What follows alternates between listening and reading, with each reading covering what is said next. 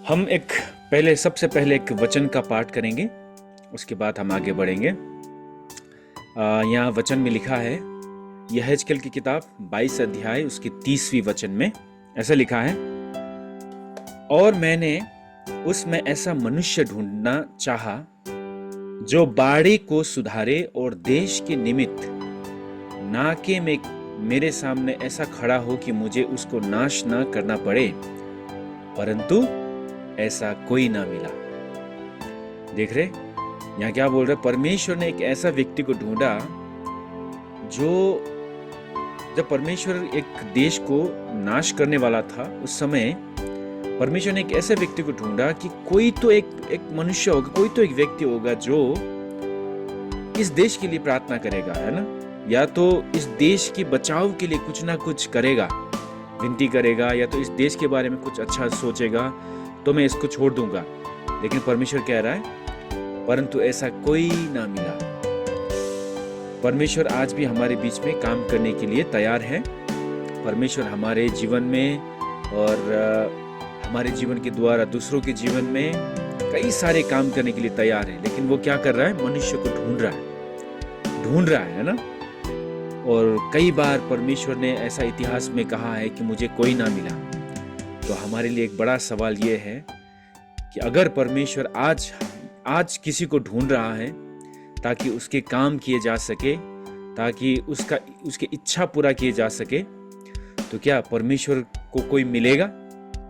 आज हमारे कलीसिया में अगर किसी को ढूंढ रहा है वो परमेश्वर, तो क्या परमेश्वर को कोई मिलेगा? ये एक बड़ा सवाल है ना। तो इसी सवाल को मैं आपके सामने रखता हूँ। और जैसे मैंने आपको बताया कि हमें हमारी कलीसिया को आगे बढ़ाने के लिए लीडरों की ज़रूरत है, अगुवाओं की ज़रूरत है। और इस वचन के अनुसार देखें तो हमें सिर्फ नहीं, मुझे सिर्फ नहीं, पास्टर को सिर्फ नहीं, बल्कि परमेश्वर को भी ऐसे बहुत सारे लोगों की ज़रूरत है जो कहेंगे कि मैं तैयार हूँ, है ना, यशायाह की तरह, मैं यहाँ हूँ, मुझे भेज। ऐसे लोगों को परमेश्वर ढूंढ रहा है। ठीक है, तो आज हम आगे बढ़ेंगे। लास्ट वीक अगर आपको याद होगा तो मैंने आपको लीडरशिप के महत्व के बारे में बताया था, अगुवापन के महत्व के बारे में। विशेषकर हम अगुवापन के बारे में क्यों बात करें, अगुवापन क्यों जरूरी है ना। अगर आपको याद है तो मैंने 2 कारण दिया था। पहला तो ये कि हर एक चीज संसार में, दुनिया में अगुवापन से चलता है ना। याद है आपको? याद है तो सर हिलाए ऐसे। अच्छा, तो आपको याद है। हर एक चीज दुनिया में, चाहे परिवार हो, चाहे हमारी काम करने की जगह हो, है ना, चाहे सरकार हो, और कलीसिया भी लीडरशिप से चलता है। इसलिए हमें अगुवापन के बारे में सीखना और जानना बहुत ही जरूरी है। उसके साथ साथ हमने देखा था कि हम में से हर एक को परमेश्वर ने एक अगुवा बनने के लिए बुलाया है। किसी न किसी क्षेत्र में हमें परमेश्वर ने किसी न किसी चीज को, किसी न किसी लोग को, है ना, अगुवाई करने के लिए बुलाया है। इसीलिए लीडरशिप बहुत जरूरी है। तो मैंने लास्ट में आपको पूछा था कि अगर हमें हमारी कलीसिया में उन्नति लानी है, कलीसिया को बढ़ाना है, कलीसिया में और सेवकाई बढ़ानी है, तो हमें बहुत सारे अगुवाओं की जरूरत है। तो वो अगुवा कहाँ से आएंगे, हमने पूछा था, है ना। तो जवाब में आप सबने अपने सीने पे हाथ रख के कहा था ना कि वो लीडर्स कौन है? हम हैं, है ना, हम हैं। तो मैं आशा करता हूँ कि आपको ये बात अच्छी तरह से समझ में आ गई होगी कि हमें लीडरशिप की कितनी ज़रूरत है ना, और इसके बारे में हमें कितनी बात करनी चाहिए। आज मैं आपको आगे बढ़कर ये अगुवापन की प्रक्रियाओं के बारे में बताना चाहता हूँ कि अगुवापन की प्रक्रिया शुरू कैसी होती है ना। अब हमने सुन लिया कि हाँ, लीडरशिप की ज़रूरत है, तो मैं लीडर बनूंगा। तो लीडरशिप का शुरुआत कहाँ से होता है ना, इसके बारे में मैं आपको कुछ बातें बताऊंगा, ठीक है। लेकिन उससे पहले मैं आपको बताता हूँ अगुवा कौन है ना। कई बार हमारे पास गलत विचार होती है अगुवा को लेकर। हमको लगता है कि अगुवा वो है जिसके पास अधिकार है, जैसे लास्ट टाइम हमने कहा था, या तो अगुवा वो है जो सबसे ज्यादा पढ़ा लिखा है ना, या तो अगुवा वो है जिसके पास पैसा रुपया हो, है ना। अगुवा वो है जो बूढ़ा हो, हमारे बीच में सबसे ज्यादा उम्र जिसका है वही अगुवा है ना। कई बार हमको ऐसा लग सकता है, लेकिन वास्तव में देखें तो सबसे पहली है ना साधारण समझ से देखिए तो अगुआ वो है जो अगुवाई करता है ना। अगुआ वो है जो अगुवाई करता है। किसी ने कहा है कि किसी को लगता है ना, एक व्यक्ति को लगता है कि मैं अगुवाई कर रहा हूँ और उसके पीछे चलने वाला कोई नहीं है, तो वो अगुवाई नहीं कर रहा है, बल्कि क्या कर रहा है, वो केवल वॉक कर रहा है। मॉर्निंग वॉक में होता है ना, अकेला दौड़ता है ना, पीछे कोई है नहीं। तो अगुआ वो है जो अगुवाई करता है ना। तो अगुवाई किस चीज पे करता है? बहुत सारी चीज होते हैं। जैसे कि अगुआ वो है जिसके पास पूरा करने के लिए एक दर्शन है। मालूम है आपको? अगुआ वो है जिसके पास प्राप्त करने के लिए एक लक्ष्य है। अगुआ वो है ना, जिसके पास करने के लिए काम है ना, या शायद मैंने वो नहीं लिखा है, एक पूरा करने के लिए ना काम है। उतना ही नहीं, बल्कि अगुआ वो भी है जो दूसरों को प्रभावित कर सकता है, दूसरों को आकर्षित कर सकता है अपने दर्शन को पूरा करने के लिए। अगुआ वो होता है जो, सच में कहें तो अगुआ वो है जो परमेश्वर की सबसे ज्यादा निकट है, नजदीक है ना। कई बार हमको लगता है कि हम किसी एक व्यक्ति को अगुआ बना देते हैं, लेकिन वो परमेश्वर के वचन में, परमेश्वर की प्रार्थना में वो कभी उतना लगा रहता नहीं जितना एक विश्वासी लगा रहता है। तो इसके हिसाब से देखें तो कई बार हमको लगता है कि अगुआ का मतलब वो है जो बड़ा है, ये वो अनुभव है जिसके पास। वो सिर्फ नहीं, अगुआ वो है जिसके पास एक दर्शन है, विशेषकर जिसके पास लक्ष्य है ना, जो बिजी है, जो काम कर रहा है। मैं देखता हूँ कितनी बार अगुआ लोग हमारे कलीसिया में ऐसे लोग आते हैं जिसको दायित्व की जरूरत होती है ना। उनको कहता है मुझे रिस्पॉन्सिबिलिटी चाहिए, अगर मुझे ये दिया, जिम्मेवारी दिया तो मैं आऊँगा, नहीं तो नहीं आऊँगा, है ना। या तो कहेंगे कि कितने लोगों को खुश होता है ना, कितने लोग खुश होते हैं, उनके नाम अगर अगुआओं की लिस्ट में हो तो खुश होता है, ओह मैं भी अगुआ हूँ, है ना। लेकिन अगुआ ऐसा नहीं होता। अगुआ वो है जो पहले से ही एक काम में बिजी है, उसके पास एक लक्ष्य है, उसके पास एक दर्शन है ना। उसको वो वो कौन क्या कर रहा है, क्या ये सब देखने का उसके पास टाइम ही नहीं है ना। वो एक लक्ष्य के पीछे पड़ा हुआ है, उसे कहते हैं अगुआ। उतना ही नहीं, लोगों को वो अगुवाई कर रहा है, ऐसे का अगुवाई कहते हैं। तो ये अगुवापन की प्रक्रिया शुरू कैसे होती है? तो ये अगुवापन की प्रक्रिया के बारे में जब हम बात करते हैं तो एक कहानी हमेशा कहा जाता है, एक व्यक्ति के बारे में और एक गांव के बारे में। एक व्यक्ति था, वो व्यक्ति जगह जगह पर घूमकर जगह जगह के बारे में पता लगाता था, ठीक है। तो एक दिन क्या हो गया, वो घूमते घूमते एक गांव में पहुंच गया, और वो गांव में पहुंचने के बाद उस व्यक्ति ने जब वो उस गांव को देखा तो गांव ऐसा था कि मतलब उजाड़ पड़ा हुआ, एकदम बेकार, उसमें खूबसूरती के नाम कुछ है ही नहीं। जहां भी देखो उजाड़, जहां भी देखो मतलब रहने की मन भी नहीं करेगा, ऐसा गांव में पहुंचा वो। तो उसके बाद वो देखने के बाद है ना, वो एक किसी गांव वाले से पूछा उसने, है ना, ये प्रश्न में लिखा है, क्या इस गांव में कभी किसी महान व्यक्ति ने जन्म लिया है? मतलब ये गांव से कोई एक महान व्यक्ति जन्मा है? उसने पूछा। तो पता है उत्तर में गांव वाले ने क्या कहा? नहीं, यहाँ तो केवल बच्चे जन्म लेते हैं, है ना? कौन लेते हैं जन्म? बच्चे जन्म लेते हैं। इसका मतलब क्या है? ये हमें दो बातें सिखाती है। पहली बात ये है कि कोई भी अगुआ होकर जन्म नहीं लेता, है ना। कोई भी इंसान अगुआ बनकर जन्म नहीं लेता, चाहे वो धनी हो, गरीब हो, या पढ़ा लिखा हो, अनपढ़ हो, जो भी हो, सबका शुरुआत एक ही जगह से होती है। सब एक लाचार, है ना, सब एक मतलब दूसरों पर भरोसा करके, है ना। कैसा होता है एक कोमल, है ना, बच्चे जब लेते कैसा होता है? क्या वो अगुआ, आप क्या एक नए जो बच्चे जन्मा है उसको देखकर कह सकेंगे कि ये अगुआ बनेगा? नहीं कह सकेंगे, कोई भी नहीं कह सकेंगे, है ना। तो सबकी शुरुआत एक ही जगह से होती है, कोई भी अगुआ बनकर जन्म नहीं लेता है। लेकिन ये कहानी हमें एक और बात भी सिखाता है, वो ये है कि हर कोई अगुआ बन सकता है, अगर चाहे तो हर कोई अगुआ बन सकता है। क्यों? क्योंकि सभी एक ही जगह से स्टार्ट करते हैं, है ना। कोई ये नहीं कह सकेगा कि अगर कोई पढ़ा लिखा है तो वो अच्छा अगुआ बनेगा, या तो कोई ये नहीं कह सकेगा कि अगर किसी के पास में ज्यादा पैसा, धन है तो वो अच्छा अगुआ बनेगा, ये नहीं कह सकेगा। उस दिन कुछ दिन पहले हमारा एक क्लास था, उस क्लास में टीचर ने ये कहा था कि अगर एक पापी व्यक्ति है, दुष्ट व्यक्ति है, और उसने किसी तरह से बहुत सारा धन कमा लिया, पैसा कमा लिया, तो क्या वो धर्मी बनेगा? नहीं, नहीं बनेगा। बल्कि वो क्या बनेगा? एक धनी पापी बनेगा, है ना? एक धनी पापी बनेगा। वैसा ही अगर एक व्यक्ति पापी है और उसने पूरी ज्ञान हासिल कर ली, बहुत सारा पढ़ाई लिखाई कर ली उसने, है ना, तो क्या वो धर्मी बनेगा? आंसर है नहीं बनेगा। बल्कि वो क्या बनेगा? एक पढ़ा लिखा पापी बनेगा।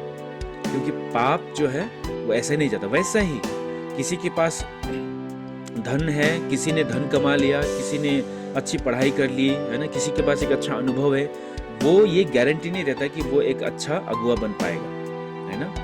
अगुआ बनने के लिए एक प्रक्रिया होती है, अगुआ बनने के लिए एक मेहनत होता है। जैसे मैंने कहा, एक दर्शन की जरूरत होती है, एक लक्ष्य की जरूरत होती है ना। तो इसलिए इस गांव की कहानी से मैं आपको ये सिखाना चाहता हूं कि हर कोई अगुआ बन सकता है ना, क्योंकि अगुआ कोई भी जन्म से बनकर नहीं आता है। तो आगे बढ़ के मैं आपको आज 3 ऐसे व्यक्तियों के उदाहरण देना चाहूंगा जिसको अगर आप पढ़ेंगे, जिसके विषय में अगर आप पढ़ेंगे तो आपको पता चलेगा कि उनके जीवन में अगुवाईपन कैसे शुरू हुई, है ना। वैसे अगुवापन की शुरुआत कैसे होती है, अगर आप पढ़ेंगे इसके बारे में तो बहुत सारे लोग आपको अलग अलग बातें बताएंगे, लेकिन मैं आपको बाइबल से बताना चाहूँगा। बाइबल से मैं आज आपको मूसा, गिदोन और दाऊद, इन तीनों के बारे में कुछ बताना चाहूँगा कि ये लोग अगुआ कैसे बने, इनके जीवन में अगुवापन का शुरुआत कैसे हुआ, प्रक्रिया कैसे शुरू हुई, इसके बारे में मैं आपको बताना चाहूँगा। अब हमारे पास समय नहीं है, नहीं तो ये वचनों को हम पढ़ सकते थे। हो सके तो आप स्क्रीनशॉट करके रखिए या तो आप लिख कर रखिए, बाद में पढ़िए इसे।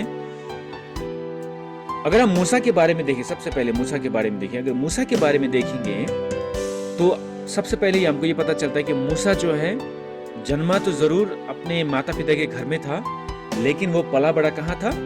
फिरौन राजा के महल में, है ना। उसे फिरौन राजा की बेटी ने गोद लिया था और फिरौन राजा के घर में पलना बढ़ने का मतलब क्या है पता है? कि उसकी सारी जरूरतें उसका पूरा हो गया था, है ना। उसकी कोई कमी नहीं थी। वो एक ऐसे जिंदगी जी रहा था जिसमें कोई कमी नहीं। उतना ही नहीं, उसे जितनी जरूरत है मिस्र के नियम के अनुसार एक राजकीय घराना में एक बालक को कितना शिक्षा दिया जाता है, वो सारी शिक्षा मूसा को दिया गया था। लेकिन मूसा का एक खास बात यह है कि चाहे वो जितना भी अमीर बनकर जिए, जितना भी महल में जाकर आराम की जिंदगी जिए, उसको पता था कि वो कौन है ना। मूसा को पता था वो कौन है। उसको पता था कि वो फिरौन राजा की बेटी की बेटा नहीं है। उतना ही नहीं, उसको ये भी पता था कि उसके अपने लोग कौन है ना। यहाँ पे मिस्टेक, थोड़ा स्पेलिंग मिस्टेक हुआ, थोड़ा एडजस्ट कर लीजिएगा।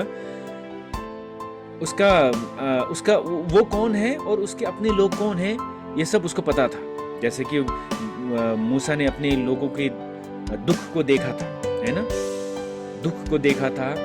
और जब मूसा ने अपने लोग इजरायलियों के दुख को देखा था कि कैसे मिस्र के राजा फिरौन ने इजरायलियों को, मूसा के अपने लोगों को दबा कर रखा था, है ना, तो उसे देखने के बाद मूसा को ये देखा नहीं गया, है ना। तो उसने क्या किया? मूसा ने अपने लोगों को छुड़ाने की कुछ कोशिश की। उसने क्या किया? आपको पता होगा कि अगर आप ये 15 अध्याय के 15 वचन में, ये दो अध्याय के 11 से 15 में देखेंगे तो आपको पता चलेगा कि एक दिन क्या हो रहा था। एक इजरायली और एक मिस्री दोनों लड़ाई कर रहे थे। तो जाहिर सी बात है कि मिस्री जीतेगा, क्योंकि अगर मिस्री चाहे तो एक इजराइल को मार सकता है, लेकिन एक इजरायली मिस्री को नहीं मार सकता है ना। तो ऐसे हालात में पता है मूसा ने क्या किया? मूसा ने जाके उस मिस्री को मार दिया। उसको लगा कि मैं कुछ कर रहा हूँ अपने जाति के लिए, लेकिन क्या हुआ? ये बात फैल गई और राजा के कान में पहुंच गया। तो उसको डर लग गया कि अगर राजा चाहे तो अभी वो मुझे मार सकता है। इसलिए वो क्या किया? वो भाग के मिदान के देश में जाकर रहने लगा। और 40 साल के बाद पता है परमेश्वर मूसा के सामने प्रकट होता है और कहता है कि चल जा, मेरे जाति, मेरे लोगों को छुड़ाने के लिए मैं तुझे अगुआ नियुक्त करता हूं, है ना। तो देखिए मूसा अगुआ कैसे बना। मैं चाहता हूं कि अब ये बातें याद रखें, ठीक है, क्योंकि बाद में कुछ देर के बाद में हम फिर से यहाँ वापस आने वाले हैं। वैसे ही अगर आप गिदोन के बारे में देखेंगे तो आप न्यायों की किताब 6 अध्याय उसके 11 से लेकर 14 में देख पाते हैं। यहाँ पे अगर आप देखेंगे कि गिदोन एक ऐसे समय में जी रहा था जिस समय में इज़राइल में कोई राजा नहीं था, कोई अगुवा नहीं था, सब अपने अपने भरोसे जी रहे थे। तो इसके वजह से क्या था, वहाँ पे कोई एक सेना नहीं था, है ना, कोई राजा नहीं था उन्हें बचाने के लिए। तो ऐसे समय में क्या करते थे, उनके विदेशी जो शत्रु थे वो बार बार आकर उन पर क्या करते थे, अत्याचार करते थे। जैसे कि जब उनका खेत में फसल उग जाता था, है ना, कटनी के समय में क्या करते थे, वो लोग आके सब छीन के ले जाते थे, लूट कर ले जाते थे। तो 6 अध्याय में अगर आप 11 से 14 में देखेंगे तो गिदोन वो क्या कर रहा था, ये जो दाखरस बनाने की जगह होती है ना, दाखरस बनाने की जगह में वो गेहूं झाड़ रहा था, ये इस उद्देश्य से ताकि उनके शत्रु जो है उसे ना दिखे, है ना।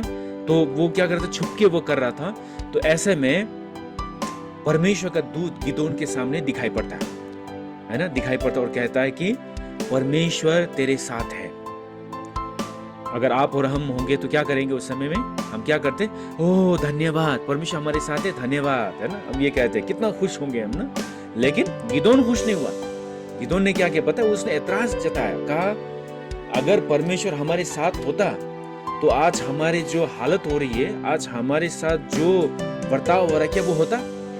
हमने सुना है कि परमेश्वर ने कैसे कैसे चमत्कार किया, हमारे लिए कितने बड़े बड़े काम किए जब परमेश्वर हमारे साथ थे। लेकिन आज हमारे साथ परमेश्वर नहीं है, इसलिए तो ये सब हो रहा है ना। जब ऐसा कहा, पता है परमेश्वर ने गिदोन को, इजरायलियों को अपने शत्रुओं से बचाने के लिए क्या किया, अगुवा नियुक्त किया। गिदोन के बारे में आप एक बार पढ़िए, वहां बहुत अच्छी बात लिखी है, इससे बहुत इंकरेज होता है हमें लीडर्स लोगों के लिए, ठीक है। इसके बारे में भी हम बात करेंगे। अब आते हैं दाऊद के बारे में। आप अगर पहला शमूएल की किताब 17 अध्याय उसके 1 से लेकर 11 और उसके बाद 36 वचन को पढ़ेंगे तो आपको पता चलेगा कि इस समय जिस घटना के बारे में मैं आपको बताने वाला हूं, इस समय क्या हो रहा था कि शाऊल और इजराइल के जो सैनिक हैं वो सब मिलकर पलिश्तियों के विरोध में लड़ाई कर रहा था, है ना। लड़ाई करते करते अचानक से क्या हो गया, एक इतना बड़ा दानव सा एक वीर व्यक्ति उनके इजराइल के विरोध में लड़ाई करने आता। उसका नाम क्या है, गोलियत, है ना, शायद आपको पता चल गया होगा। गोलियत नाम का एक व्यक्ति उनसे लड़ाई करने आता है, और जब वो लड़ाई करने आता है सब लोग डर जाता है। उसके साथ कौन लड़ाई कर सकता है ना। सब इजरायली सैनिक डर के मारे भाग जाता है ना, भागने लगता है, वो सिर झुका के रहता है। उतना ही नहीं, गोलियत उस तरफ से ना, उस पार से खुलेआम परमेश्वर और परमेश्वर के सैनिकों का, इजराइल के सैनिकों का अपमान उड़ा रहा, कह रहा है कि तुम में से कौन है ऐसा, मैं तुम्हें ललकारता हूं, आओ मेरे साथ लड़के दिखाओ, है ना। तो जब वो इजराइल के सैनिक सुनते हैं, क्या होता है, चुपचाप बैठता है ना, सिर झुकाकर। नहीं, अगर राजा मुझे भेजेगा तो मैं आत्महत्या कर लूंगा, लेकिन उसके साथ लड़ाई करने नहीं जाऊंगा, मुझे पता है मेरा हालत क्या होगा, है ना। सब लोग डरे हुए हैं, यहाँ तक कि शाऊल तो अपने कैंप में जाकर वो छुप के बैठा हुआ, क्या करे इसका, है ना। लेकिन जब ये आवाज, ये जो शब्द वो बोल रहा है, गोलियत बोल रहा है, उसके कान में पड़ता है, दाऊद के कान में पड़ता है। दाऊद को ये बात हजम ही नहीं होती, है ना। दाऊद को ये बात हजम ही नहीं होती। उसका सोचना है, अरे परमेश्वर हमारे साथ में है ना। और ये मतलब ये बिना खतना का, अगर आप 11 अध्याय के 36 में देखेंगे तो वहां लिखा है, ये खतना बिना का एक, है ना, अन्य जाति कैसे हमारे जीवित परमेश्वर के सैनिकों का अपमान कर सकता है, कैसे ललकार सकता है, ये नहीं होना चाहिए, है ना। सब लोग झुके हुए हैं, है ना। उसमें दाऊद के भाई लोग भी थे, है ना, सब लोग झुके हुए हैं, सब लोग निराश है। लेकिन दाऊद कह रहे नहीं, ये गलत हो रहा है। तो उसके बाद क्या करता है, दाऊद गोलियत से लड़ाई करने जाता है। और जैसे ही दाऊद गोलियत से लड़ाई करता है, क्या होता है आपको मालूम है ना। कौन जीतता है, दाऊद जीत जाता है ना। दाऊद वो लड़ाई को जीत जाता है। तो अगर हम ये इन तीनों के जीवन के बारे में देखें, इन तीनों प्रक्रियाओं के बारे में देखें, तो 3 ऐसी समानताएं देखते हैं जो हमें याद करने की जरूरत है, ठीक है। अगर आप ध्यान देंगे, सबसे पहले तो ये है कि ये तीनों ने अपने हालात को समझा था, है ना, हालातों को समझा था। इसका मतलब क्या है पता है, देखिए, एक हालत के नीचे अंदर जीना एक बात है, हालात को समझना दूसरी बात है। जैसे कि मूसा के समय में कितने सारे इजरायलिया थे, उनको पता था हालत क्या है, लेकिन वो हालत को एक्सेप्ट करके, है ना, स्वीकार करके जी रहा था। क्या करूं, ऐसा ही है जिंदगी, है ना, यही है। गिदोन के समय में वैसे ही था, सब लोग वैसे कर रहे थे, है ना, ऐसा ही है जिंदगी, क्या करेंगे। दाऊद के समय में वो सब सैनिक ऐसे कर रहे थे, क्या करूं, कोई तो नहीं है, है ना, लड़ाई करने के लिए, यही है हालत। अब जो जब खत्म होगा तभी हम लड़ेंगे, नहीं तो नहीं लड़ेंगे। लेकिन ये तीन व्यक्ति थे ना, इनका कुछ और था। देखिए, मूसा जब उसको पता चला, जब वो जवान हो, जब पता चला कि उसके लोग कैसे हालत में जी रहे हैं, उसने क्या किया पता है, उसको कहीं ना कहीं लगा कि जो नहीं होना चाहिए था वो हो रहा है। शुरू में देखिए हालत, क्या नहीं होना चाहिए वो हो रहा है, उसको पता चल गया। गिदोन को भी वैसा ही, इसलिए तो परमेश्वर से शिकायत की उसने, नहीं नहीं नहीं, अगर परमेश्वर होता तो थोड़ी ऐसे होता, परमेश्वर हमारे साथ नहीं है, लेकिन तो ऐसा थोड़ी होता। दाऊद ने भी जब उसके हालात को समझा तो उसने क्या कहा, कैसे हो सकता है ये, परमेश्वर हमारे साथ में है, ये नहीं होना चाहिए, है ना। तो सबसे पहले उन्होंने क्या किया, अपने हालात को समझा। अब हालात को समझा सिर्फ नहीं, बल्कि उसके बाद उनके अंदर एक दर्शन भी उत्पन्न हुआ। इसका मतलब क्या है, इसका मतलब यह है कि उनको पहले तो पता चला कि जो नहीं होना चाहिए वो हो रहा है, वो पता चल गया। क्योंकि कोई भी अगर समस्या को अगर समाधान करना है, सबसे पहले समस्या क्या है उसे जानना है ना। तो उन्होंने समस्या को तो जान लिया, लेकिन क्या होना चाहिए वो भी उन्होंने पता लगाया, है ना।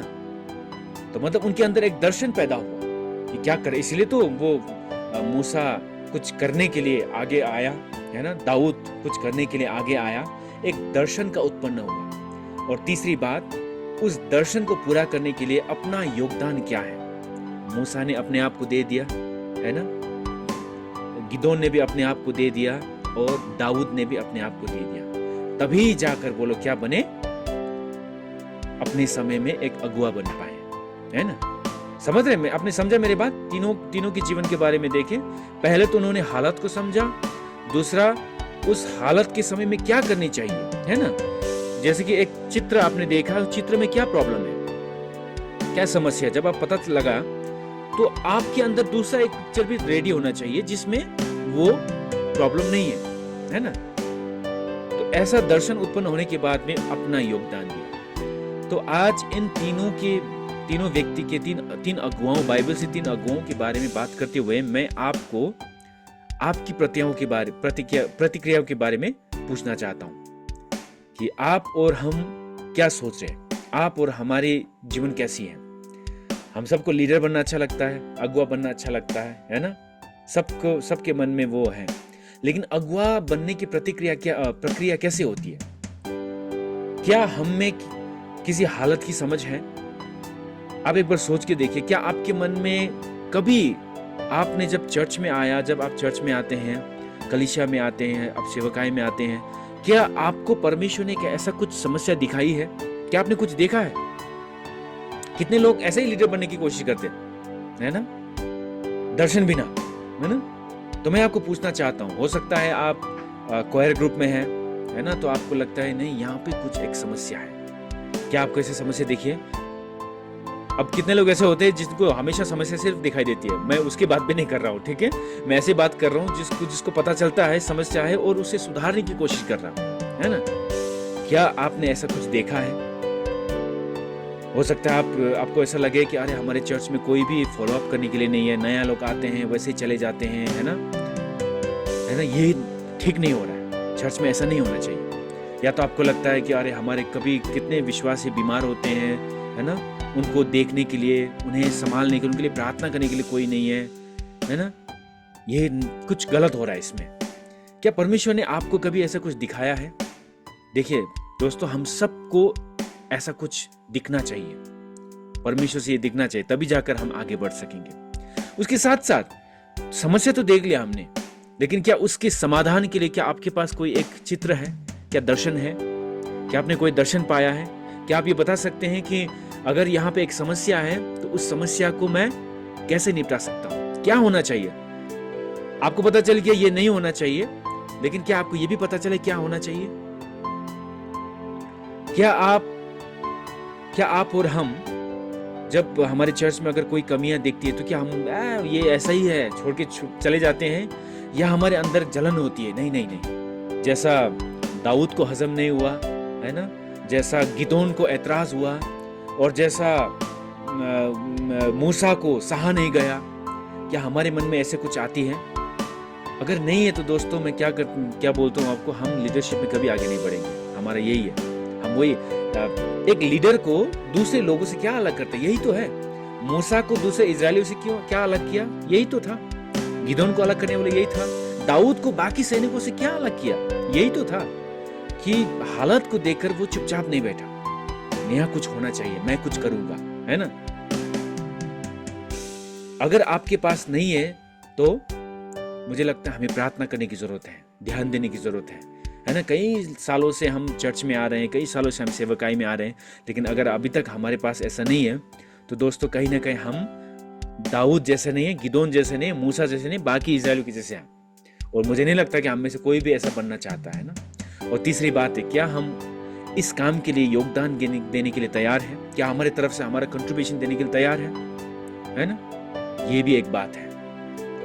मैं क्या कहता हूं दोस्तों, अगर आपको परमेश्वर कुछ दिखाता है, कोई समस्या दिखाती है ना, और परमेश्वर कहता है कि यहाँ कुछ करने की जरूरत है, आपको लगता है, तो वो काम पूरा करने के लिए परमेश्वर ने आपको ऑलरेडी वो वरदान दिया है, या तो उसे पूरा करने के लिए आपकी तरफ से क्या योगदान की जरूरत है वो परमेश्वर ने ऑलरेडी आपको योग्यता दी है। समझ रहे हैं? तो जब कभी भी परमेश्वर आपको कुछ दिखाए, है ना, जैसे मैंने आपको बताया था कि लास्ट टाइम कि हमारे चर्च में अभी कोई नया आए तो उसको चेयर खींच के देने के लिए आदमी भी नहीं है ना। कोई नया आए तो जय मसीह बोल के स्वागत करने के लिए भी नहीं है ना। कोई बीमारी है, किसी को कोई परवाह नहीं है, हम ऐसे जी रहे हैं। पता है क्यों? क्योंकि कहीं ना कहीं हम सब वो इजरायली की तरह है, वो सैनिकों की तरह है। अब समय आ चुका है कि हमें थोड़ा आगे बढ़ के मूसा के जैसे बनना है, हमें गिदोन के जैसे बनना है, हमें दाऊद के जैसे बनना है।